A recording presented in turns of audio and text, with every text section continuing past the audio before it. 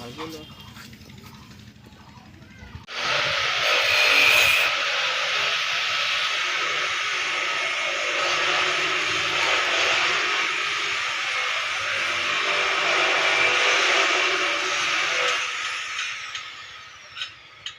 ঘৰত পানীৰ ছাপ্লাই দি আছে, পাইপ লগাই আছে, পানী অহা নাই। আগতে মই পানী পাইছিলোঁ, পিছত নতুন পাইপ লগানোর পিছত আজি 1 বছর হৈ গ'ল পানী পোৱা নাই।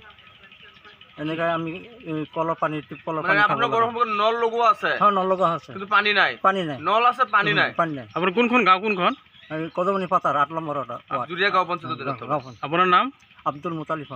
চৰকাৰক কি আহ্বান জনাব?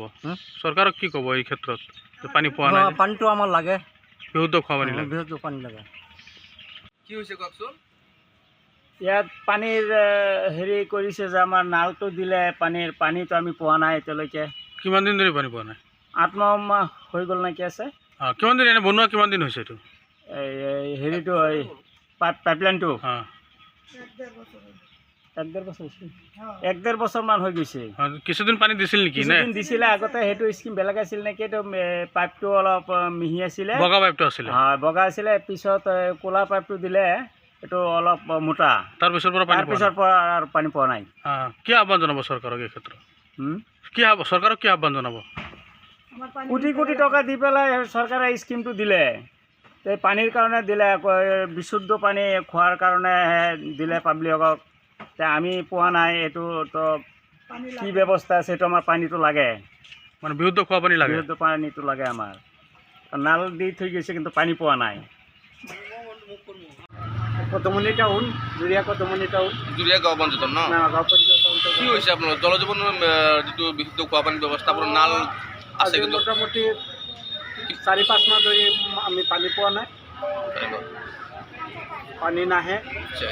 কি ক'ব চৰকাৰক? চৰকাৰক অনুৰোধ কৰিছোঁ যে পানীটো আমাৰ সোনকালে পাব লাগে। বিশুদ্ধ খোৱা পানীৰ বিশুদ্ধ পানী নাপালে আমি অসুবিধা হৈ আছে। কিমান দিন আগত লগাই থৈ গৈছে?